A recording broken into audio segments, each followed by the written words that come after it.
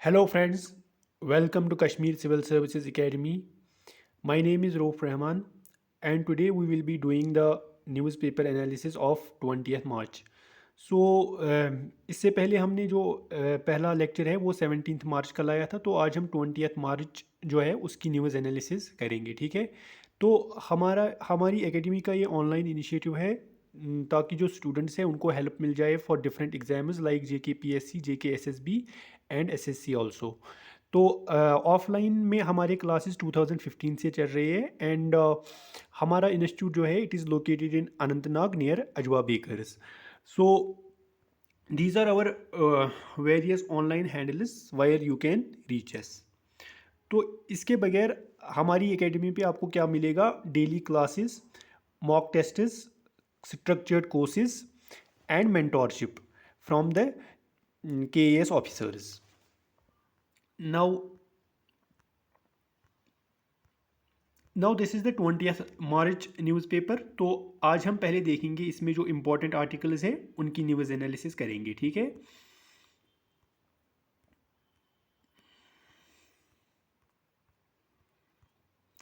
Now first of all यहाँ पे जो आर्टिकल है it is about the spectra of stagflation. ठीक है, तो स्टेगफ्लेशन की बात की गई है। तो इसमें ये कहा गया है कि दैट की जो मतलब इंडिया है it can loom into the stagflation. तो सबसे पहले देखेंगे कि ये आर्टिकल इम्पॉर्टेंट किस लिए है। तो it is important for our GS third. ठीक है, तो GS थर्ड में हमारा जो इकोनॉमी आता है उससे रिलेटेड ये आर्टिकल है। तो सबसे पहले यहाँ पे बात करते हैं जो मतलब इन्फ्लेशन है वो वर्ल्ड ओवर आपको पता होगा दैट इट इज़ इंक्रीजिंग। तो यहाँ पे जो मीन्स के लिए इंपॉर्टेंट बन जाता है वो ये बन जाता है कि that what are the reasons of increasing inflation. तो इसमें से आप कुछ रीज़न जो दे सकते हो, जैसे रशिया यूक्रेन वॉर उसका एक इफ़ेक्ट है। उसके बाद आप देखोगे दैट कोविड-19 पेंडेमिक जो है उस वजह से जो इकोनॉमीज़ में शट हो गई थी, या जहाँ जो हम बोल सकते हैं कि ग्रोथ कम रह गई थी, तो उस वजह से भी मतलब इन्फ्लेशन बढ़ रहा है। ठीक है, नाउ इसके अलावा अगर हम बात करेंगे यहाँ पे जो टर्म यूज़ की गई है दैट इज़ स्टेगफ्लेशन। तो स्टेगफ्लेशन हमें टर्म अगर ये काफ़ी बार प्रीलिम्स में पूछी जाती है that what do you mean by stagflation. तो स्टेगफ्लेशन का मतलब है जब भी जो ग्रोथ है ग्रोथ डिक्रीज़ करेगी और प्राइसेस जो है वो राइज करेंगी, मतलब प्राइसेस इंक्रीज होंगी और ग्रोथ डिक्रीज होगी। तो इस सिचुएशन को हम स्टेगफ्लेशन बोलते हैं। तो काफ़ी बार ये क्वेश्चन जो है प्रीलिम्स में पूछा जाता है। ठीक है, तो इसके बाद अगर आप देखोगे इन्फ्लेशन से रिलेटेड हमें यहाँ पे थोड़ा और जान लेते हैं। अगर आप RBI का देखोगे, RBI जो है उसकी एक कमिटी है जिसको हम कहते हैं MPC, मॉनेटरी पॉलिसी कमेटी, जो रेगुलेट करती है इन्फ्लेशन को, मतलब इन्फ्लेशन को कंट्रोल करती है in the India through various measures. तो उन मेजर्स में आपको पता होगा जैसे आता है कैश रिजर्व रेशो। ठीक है, वो एक इम्पॉर्टेंट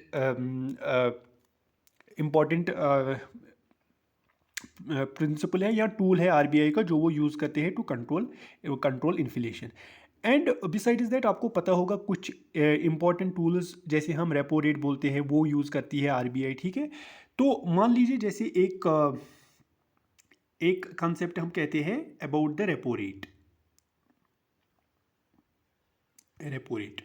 तो इस वजह से क्या है कि मतलब जो RBI है वो लेंड करती है बैंक्स को, तो वो इंटरेस्ट रेट्स इंक्रीज कर लेती है। तो जब इंटरेस्ट रेट इंक्रीज हो गया तो उस वजह से क्या होता है, बैंक का जो इंटरेस्ट रेट है वो जब बढ़ जाता है तो उससे जो मनी इन द इकोनॉमी वो सक आउट हो जाता है। ठीक है, मतलब RBI मनी को सक करती है फ्रॉम द इकोनॉमी, ताकि मतलब जो इन्फ्लेशन है वो कंट्रोल में रहे। ठीक है, by increasing the repo rate.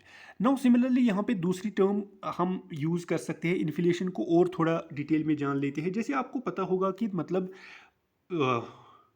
Wholesale price index, WPI और CPI। ठीक है, तो ये चीज़ें जो है ये यूज़ करती है RBI in order to measure the inflation को मापने के लिए होलसेल प्राइस इंडेक्स और कंज्यूमर प्राइस इंडेक्स यूज़ होता है। तो कंज्यूमर प्राइस इंडेक्स जो है इसमें मतलब आप बोलोगे कि इसको हम जो रिटेल पॉइंट ऑफ व्यू से देखते हैं, और होलसेल प्राइस इंडेक्स में हम होलसेल प्राइसेस को देख लेते हैं, मतलब कुछ बास्केट ऑफ गुड्स है उनका होलसेल प्राइस में देखते हैं कि चेंज कितना आया, और CPI में कुछ मतलब जो कंज्यूमर्स खरीदते हैं फ्रॉम द रिटेल शॉप्स, उनमें देखते हैं कि प्राइसेस में कितना चेंज आया। तो सीपीआई में जैसे आप देखोगे कुछ आर्टिकल जैसे फुटवेयर, वो एक आर्टिकल इंक्लूड किया गया है। तो मतलब सैम्पल्स हम लेते हैं और उनकी बेसिस पे इन्फ्लेशन को मापते हैं, ठीक है। और उसके बाद यहाँ पे एक इंपॉर्टेंट जो पॉइंट आता है, दैट इज़ आरबीआई थ्रेशोल्ड। तो आरबीआई का जो थ्रेशोल्ड रहता है इन्फ्लेशन को कंट्रोल करने के लिए, उसको बोलते हैं इन्फ्लेशन टारगेटिंग, ठीक है, इन्फ्लेशन टारगेटिंग। तो इन्फ्लेशन टारगेटिंग में आप देखोगे 4% ±2%, ठीक है। तो मतलब मैक्सिमम इन्फ्लेशन 6% तक जा सकता है और बिलो जो है 2% से नीचे नहीं गिरना चाहिए। तो इसको बोलते हैं इन्फ्लेशन टारगेटिंग। तो ये थ्रेशोल्ड है आरबीआई का 4% ±2%, ठीक है। This is inflation targeting. तो इसके बाद और भी हमारे पास आता है जिसको हम कहते हैं फूड इन्फ्लेशन, ठीक है। तो उसमें फूड आर्टिकल्स को हम देखकर फूड इन्फ्लेशन माप लेते हैं, ठीक है।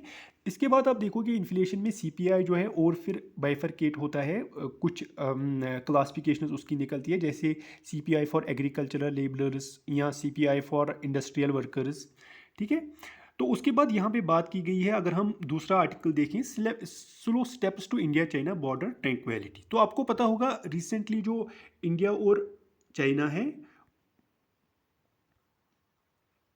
इंडिया और चाइना जो है इनमें बॉर्डर सिकर्मिशें चल रही है या बॉर्डर पे टेंशन चल रही है। तो आपको पता होगा जो बॉर्डर इंडिया का चाइना के साथ है, तो first of all that is उसकी लेंथ है 4000 किलोमीटर्स। तो यहाँ पे हमें ये याद रखना है कि इंडिया बॉर्डर किन के साथ शेयर कर रहा है, किन किन नेबर्स के साथ बॉर्डर शेयर कर रहा है। तो उसमें जैसे चाइना, बांग्लादेश, नेपाल, ठीक है, पाकिस्तान आता है या भूटान आता है। तो सबसे ज़्यादा शेयर जो इंडिया बॉर्डर करता है वो आप याद रखोगे दैट इट इज़ बांग्लादेश, ठीक है। बांग्लादेश सबसे ज़्यादा बॉर्डर जो इंडिया का शेयर होता है वो बांग्लादेश के साथ होता है, ठीक है। तो इसके बाद यहाँ पे आपको रिसेंटली पता होगा इस आर्टिकल में बात की गई है अबाउट द अरुणाचल प्रदेश। तो आपको पता होगा अरुणाचल के नॉर्थ वेस्ट सेक्टर में एक प्लेस है दैट इज़ कॉल्ड तवांग, ठीक है, तवांग। तो तवांग जो है उसके ऊपर अभी मतलब रिसेंटली वहाँ पे क्लैश हुआ था, ठीक है। तो इसके बगैर आप याद रखोगे कि रीज़न क्या था इस तवांग के मतलब क्लैश का। रीज़न ये था कि युद्ध अभ्यास एक एक्सरसाइज है जो इंडिया और यूएस के बीच चलती है इन उत्तराखंड।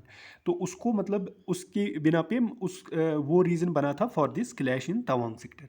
तो यहाँ पे और एक रिवर न्यूज़ में आता है that is Yangtze, Yangtze river, ठीक है। तो उसके ऊपर ये क्लैश हुआ, ठीक है, विच फ्लोज थ्रू तवांग, ठीक है।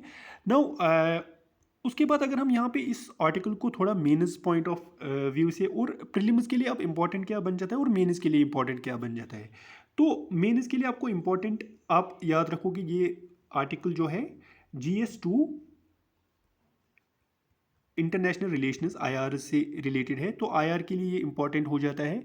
और यहाँ पे इंपॉर्टेंट बन जाएगा कि मतलब इंडिया चाइना की जो रीसेंट डिस्प्यूट्स है, जैसे इन लद्दाख गलवान वैली में था या पैंगोंग सो दिप्सांग वैली, वहाँ पे जो फ्रिक्शन पॉइंट्स है उनमें डिस्प्यूट चल रही थी। तो यहाँ पे कल को क्वेश्चन बन सकता है कि दैट मतलब इंडिया को क्या करना चाहिए in order to minimize these conflicts, या चाइना के साथ पीस कैसे एस्टेब्लिश कर सकती है इंडिया। तो वो मेन इसके लिए इंपॉर्टेंट बन जाता है। लेकिन उसके बाद अगर आप देखोगे फैक्ट्स जैसे length of the border with China, या इंडिया का सबसे ज़्यादा बॉर्डर किस नेशन के साथ मिलता है, तो वो प्रीलिम्स के लिए इंपॉर्टेंट बन जाता है। तो उसके बाद यहाँ पे कुछ इश्यूज़ भी बन जाते हैं, मतलब इंडिया को क्या करना चाहिए on the border areas. Like आप अर्ली वार्निंग सिस्टम्स है या रेडार सिस्टम्स है उनको एनहांस करना चाहिए। So this will become important from the means point of view, ठीक है। तो उसके बाद कुछ ग्रुपिंग्स भी आप याद रखोगे, जैसे चाइना का रिसेंटली आप देखोगे that China is opposing quad, ठीक है, क्वाड।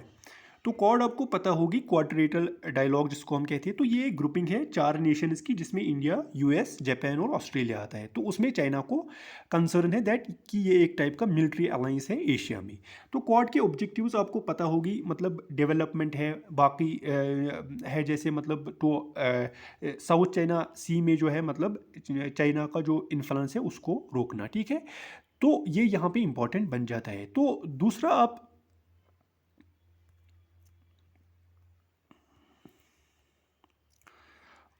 तो दूसरा जो प्रीलिम्स के लिए और इम्पॉर्टेंट बन जाता है वो अगर आप याद रखोगे जो फ्रिक्शन पॉइंट्स है जैसे गलवान वैली है, दिप्सांग है, ठीक है, तो इनका नॉर्थ साउथ या ईस्ट टू वेस्ट अरेंजमेंट वो इंपॉर्टेंट बन जाता है from the prelims point of view, ठीक है।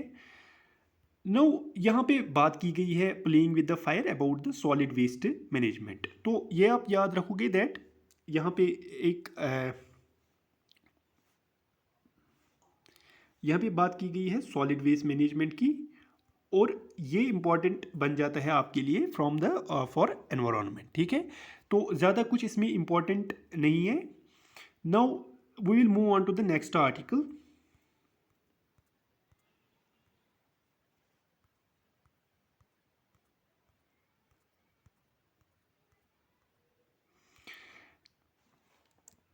Now Japan PM Kishida to visit India today, G7 G20 Indo Pacific ties on agenda, ठीक है। तो यहाँ पे बात की गई है मतलब जापान की, जो जापान के पीएम है he is coming to India, ठीक है। तो देखिए यहाँ पे मतलब ये न्यूज़ जो है ये खाली एक मतलब ये न्यूज़ खाली इंपॉर्टेंट नहीं बन जाएगी, लेकिन यहाँ पे इंपॉर्टेंट बन जाएगा इंडिया और जापान, इंडिया और जापान की टाइज। तो इसमें से बहुत सारे डायमेंशंस, तो ये आर्टिकल भी हमारा रिलेटेड है GS2 international IRS international relations के लिए। तो यहाँ पे मतलब economic ties between the India and Japan, then defence ties, ठीक है, या ग्रुपिंग जैसे क्वाड में दोनों मेंबर्स है, ठीक है, तो वो इम्पॉर्टेंट बन जाता है। तो यहाँ पे बात की गई है G7 और G20 की। तो सबसे पहले आप याद रखोगे जो G7 में आपका इम्पॉर्टेंट क्या बन जाएगा, G7 की ग्रुपिंग, मतलब इसमें कौन कौन सी कंट्रीज़ आती है। तो G7 में हमें पता है कि इसमें आता है US, Canada, France, Germany, Italy, then UK and finally इसमें आता है हमारा जापान। तो 7 नेशन जो G7 में आते हैं। उसके बाद हमारा G20 में कौन कौन आता है। अगर हम G20 की बात करें तो इसमें एक 19 कंट्रीज़ आती है, प्लस आता है यूरोपियन यूनियन, ठीक है, यूरोपियन यूनियन और 19 कंट्रीज़। तो वो 19 कंट्रीज़ है अर्जेंटीना, ऑस्ट्रेलिया, ब्राज़ील, तो इसी तरह China, France, Germany, India, Indonesia, Italy, Japan, Korea, और उसके बाद Mexico, Russia, Saudi Arabia, south Africa, Turkey, United kingdom और यूनाइटेड स्टेट्स, ठीक है। तो ये कंट्रीज इसमें आती है। तो इसके लिए अगर आप याद रखोगे सबसे इंपॉर्टेंट जो यहाँ पे रहेगा, सपोज ये G20 है, तो G20 में आप सीधे वर्ल्ड मैप पे जाओ और वहाँ पे मतलब उन कंट्रीज़ को मार्क करो जो G20 में आती है। जैसे आपको पता होगा US, कनाडा, ये अमेरिकन कॉन्टिनेंट से आती है। इसी तरह फ्रांस, इटली, UK ये यूरोप से आती है। और उसके बाद अगर आप इसी तरह देखोगे रिपब्लिक ऑफ कोरिया, इंडोनेशिया, तो ये हमारी ईस्टर्न साइड से आती है, ठीक है। तो इसके बाद अगर आप देखोगे इसमें बात की गई है G7 और G20 समिट की। तो G7 समिट जो है यहाँ पे इंपॉर्टेंट फैक्ट है कि जो G7 समिट है it will be held in may in Japan. तो ये कहाँ होगा, जापान में। और G20 सितंबर में होने वाला है इन इंडिया, ठीक है, इन इंडिया। तो ये क्वेश्चन अक्सर SSB में पूछे जाते हैं कि that G7 summit will be held in या G20 summit will be held in, ठीक है। तो G7 की जो प्रेसिडेंसी है वो जापान ऑक्यूपाई करेगी और G20 की प्रेसिडेंसी जो है वो इंडिया अब उसकी प्रेसिडेंसी ऑक्यूपाई करेगी, ठीक है। So this was all about today's newspaper. So thank you. I hope कि आपको ये एनालिसिस पसंद आया होगा। हम डेली न्यूज़ एनालिसिस किया करेंगे ताकि आपको जो मतलब SSB, PSC और बाकी एग्ज़ाम जो है उनमें आपको करंट अफेयर्स आपका स्ट्रॉन्ग हो जाए। सो share it. Thank you, have a good day.